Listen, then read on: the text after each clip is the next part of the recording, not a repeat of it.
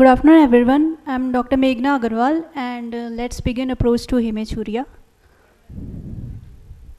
It is defined by the presence of more than 3 RBCs per high power field in urine, seen in 5 to 6% of general population and 4% of school-going children.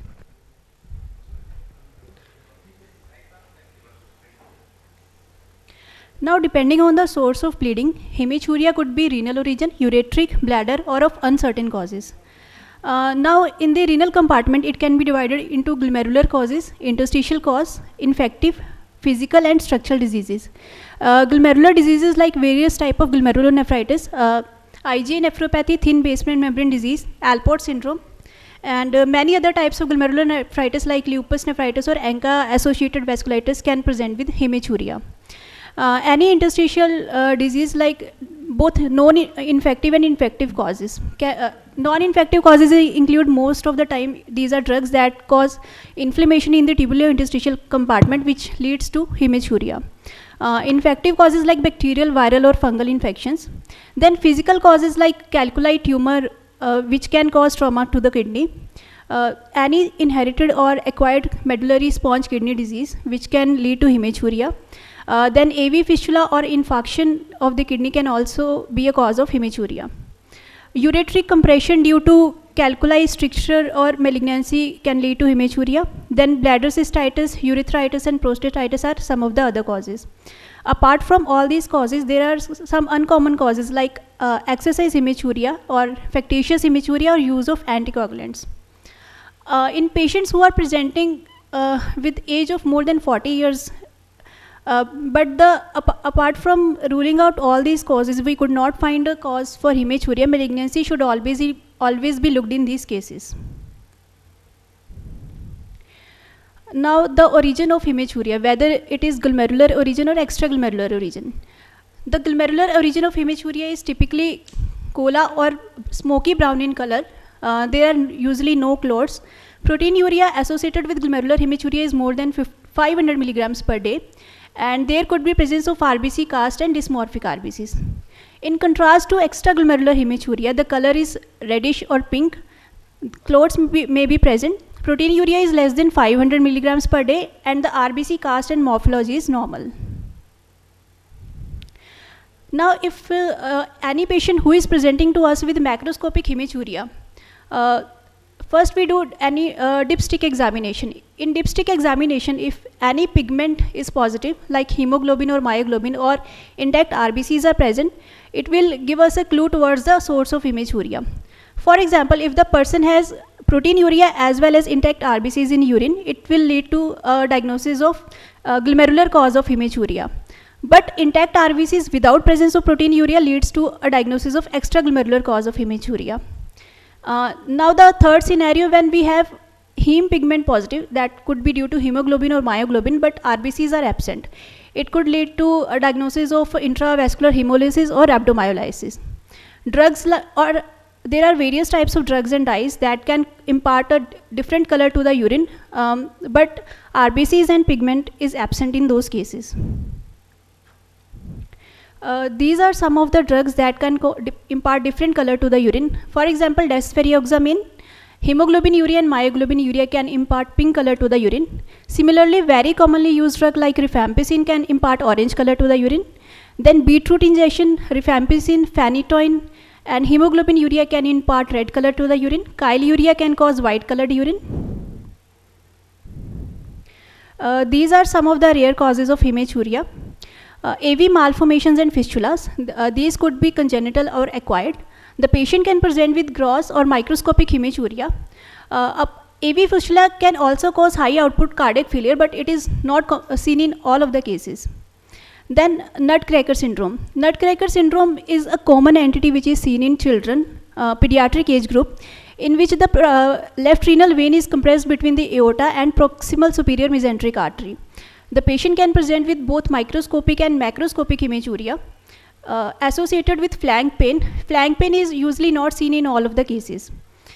Then we have the third entity, that is loin pain and hematuria syndrome. This is a poorly understood entity as the patient presents with loin pain which is unremitting. associated with hematuria. The particular feature of this hematuria is that the patient has dysmorphic RBCs. The RBCs are dysmorphic, that indicates that these are of glomerular origin. Although the patient has normal kidney function, this entity is poorly understood till date. Some of the clues in history that points towards a specific diagnosis. For example, if the patient is presenting with pyuria and dysuria, it indicates a UTI, or in elderly people it could also indicate a bladder malignancy. Synpharyngitic hematuria, that is hematuria that is presenting after or within 24 hours of an upper respiratory tract infection. It could be seen in cases of IgA nephropathy, Alport syndrome, or post-infectious glomerulonephritis. Although hematuria in those cases is seen after 1 week. Then any positive family history of hereditary nephritis and polycystic kidney disease can point toward a source of hematuria. Patient presenting with acute flank pain radiating to groin, suggesting ureteral obstruction due to any cause, could be calculus or blood clot. Then elderly men who are presenting with hesitancy and dribbling of urine, suggesting prostatic obstruction, could also lead to hematuria. Any rigorous exercise or trauma, history of bleeding disorder, cyclical hematuria in women of reproductive age group, which suggests endometriosis of the urinary tract. Then there are many medications that are associated with hematuria and nephritis of the kidney. Residents in endemic areas for Schistosoma hematobium, which is also a cause for hematuria. Then there are patients who present with sterile pyuria with hematuria. The causes for the same are renal tuberculosis, analgesic nephropathy, and interstitial disease. Physical examination finding that can point toward a diagnosis is, for example, if the patient is severely dehydrated and presenting with hematuria, it could be due to RVT, that is renal vein thrombosis. Then peripheral edema leads to a diagnosis of nephrotic syndrome or vasculitis. The patient who had a recent cardiovascular event due to atherosclerotic phenomena, the patient can present with renal artery thrombosis or embolus. Then any abdominal bruit can points toward a diagnosis of AV fistula or renal artery stenosis. Then enlarged prostate, phimosis, and meatal stenosis can also lead to hematuria. How to collect a urine sample in patient who is presenting with hematuria? First morning urine midstream sample is used for cast and crystals, and the second sample is used for microscopy. 50 ml of urine is taken and it should be analyzed within 3 hours of collection. If the urine could not be analyzed within 3 hours of collection, it should be stored at 2 to 8 degrees Celsius with adequate preservatives. Avoid urine collection within 72 hours of strenuous exercise and during menstruation.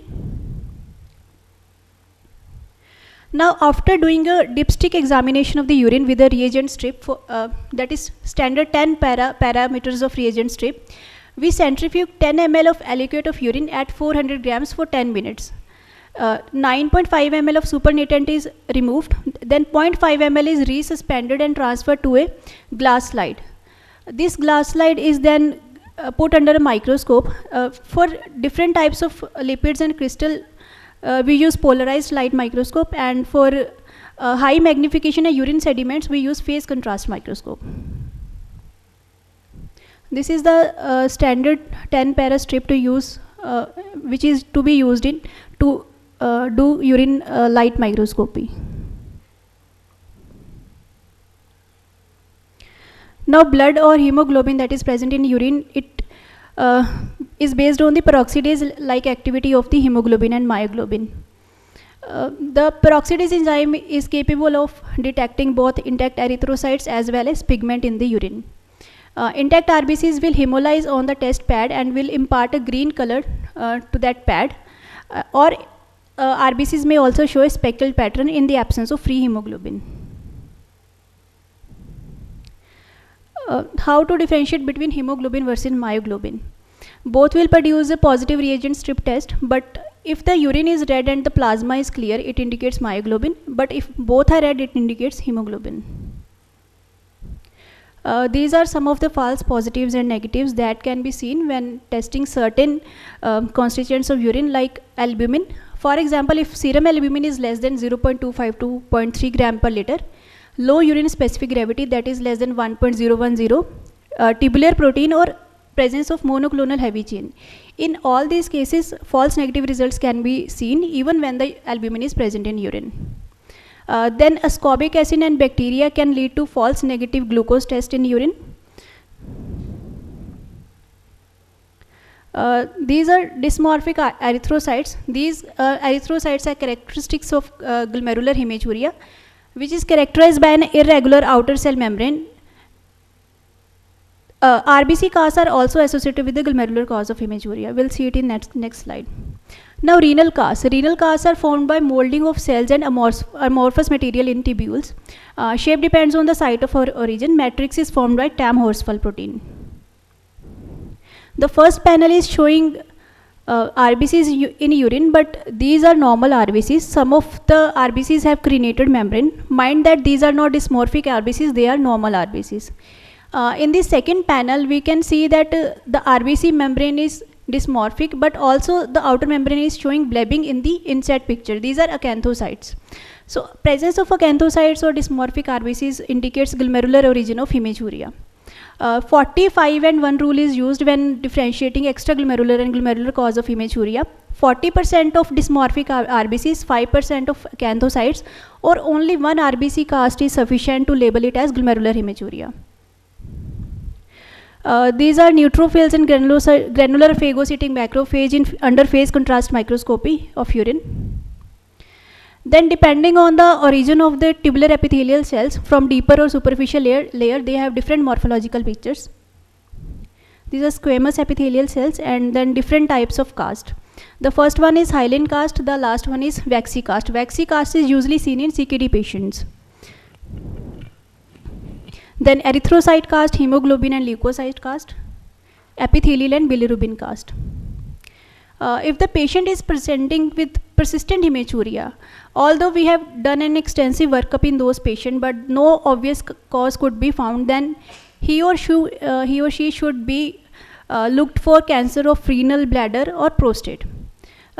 Cigarette smoking, occupational exposure to aniline dyes, aromatic amines, dietary nitrites and nitrates, analgesic abuse or chronic cystitis, use of cyclophosphamide, pelvic irradiation and schistosomiasis are some of the causes which can lead to urothelial carcinoma.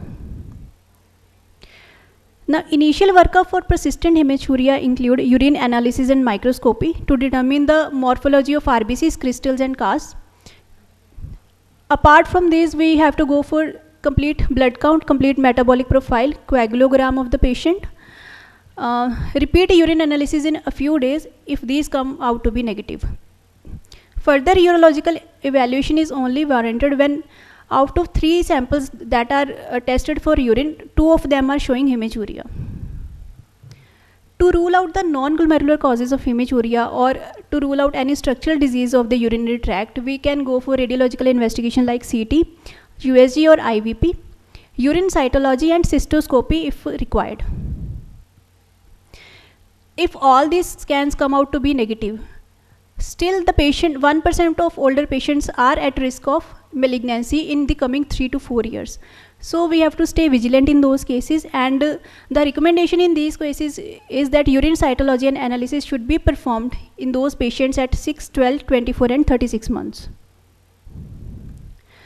If the patient is presenting to us with visible or non-visible hematuria, first of all, UTI and along with the urological assessment is done in all cases. But if the hematuria is asymptomatic and non-visible, then we go for nephrological examination like blood pressure measurement, GFR, plasma creatinine and urine ACR. The patient who has aged more than 40 years, he should undergo urological assessment. But if the patient is less than 40 years of age and any of the parameters like BP, eGFR or ACR are abnormal, then nephrology assessment is must in these patients. If after all these findings no cause is established, then annual assessment of BP, eGFR and ACR is indicated and referral to simultaneous department according to the need of the patient. Thank you.